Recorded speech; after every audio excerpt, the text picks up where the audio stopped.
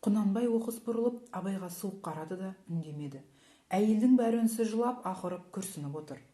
Түсіне ашу, көзіне жас толған айғыз дірілдеген үнменен: "Қарашығым, балапаным-ай, сормаңдай жетмегім-ай, не қарғысқа ұшырап туып ең?" дей беріп еді, Құнанбай сол қолын шұғыл көтеріп қап, "Доғар!" дегендей ишарат қылды.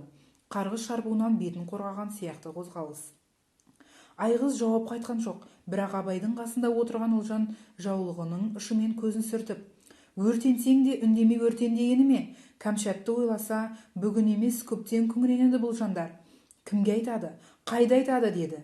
Құнанбай оған да барын айтқызбай тежеп: "Жә, бірің бастап, бірің қостамай, басалқы басып айтады десе, осы несі?" деді. Ұлжанға айғыздай зекірген жоқ, кінәлай сөйледі. Үй ішінің наразы үнін осылай баспақ, бірақ онысына зере болған жоқ. "Қорқытпа келіндерімді, о несі?" деп қатты зекіп қап, ілгері жылжып кеп, екі қолмен жер тіреп отырып, баласының жүзіне аса суық қарады. Абай өз әжесінің мұндай қайратты ашуын бұрын көрмеген сияқты. Зере Құнанбайға әлі де қадала қарап түйіліп отыр. Құнанбай шешесінің ажарын сезді де жуаси түсті. Көзіне де шеше көзінен тайқып кетті. Үй іші үнсіз еді. Құнанбай тез жауап айта алмай буылып қалды. Талайдан естімеген үнін естті. Анасының үні ардың үні боп қатты қадалып тұр.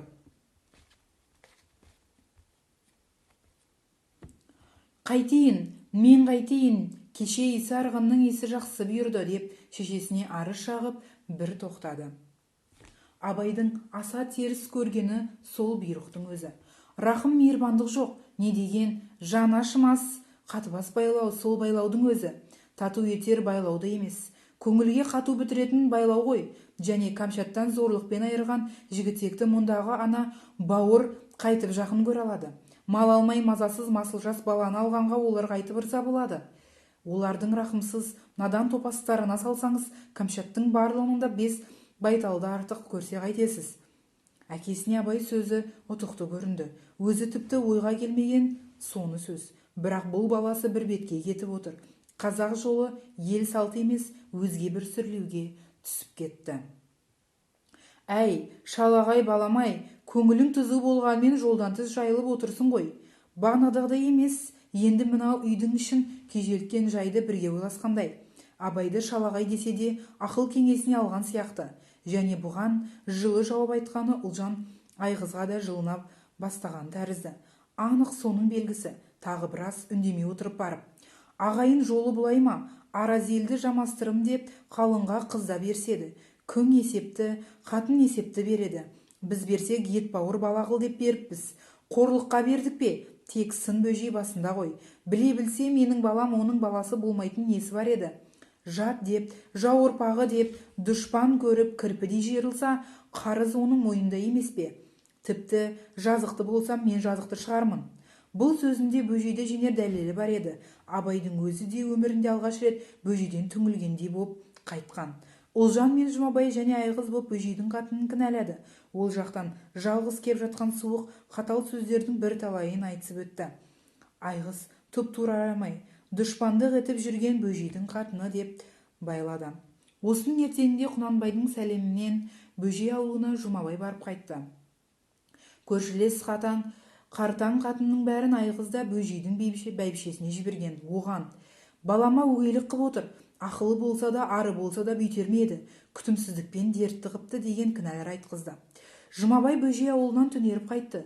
Ол келгенде Абай барлық бөжей жауабын түгел қанды. Бөжей қасында байдалы түсіптер бар еді. Қатыны да айғыз жағынан есіткендерін жеткізгенді.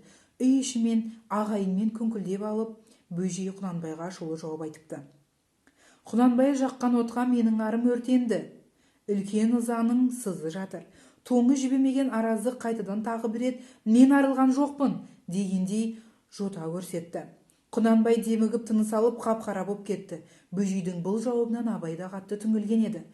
Адамшылық рахым қайда? Өзге емес, ақылсыз надан қатыны емес. Бөжей өзі естімекен. Көз алдында соншалық жазықсыз нәрестені ұзақ өлімге бұйырып, сол үшін және біттейде шешімірікпеу деген не деген қаттылық. Әншейінде мінезді мейірбан көрінетін сырт екен ғой. Құнанбай бұл арада шешілген жоқ. Жалғыз-ақ Абайға қарап: Менің балам адамзат баласы емес, өштескен қасқырдың күшігіндей көрінгені ғой. Көрге бірге кететін жаулық десеңші мынаны. Аузына осы тірі жүрген ұрпағымның қайсысы түссе де шайнап тастағалы, көзге шұқып жоқ еткелі отырған тұр ғой мынау. Жалғыз-ақ тәуекел, тостым, күттім артын, деп тоқырап қалды. Кәмшат өліпті, және таңертең өлген баланы сол күн түс ауа қойып та бітіріпті. Керек десе Құнанбай аулына Айғыздай көзі тірі шешесіне хабарды айтпапты. Айғыз бен Ұлжандар ескенде бұған қойшыдан естіп отыр.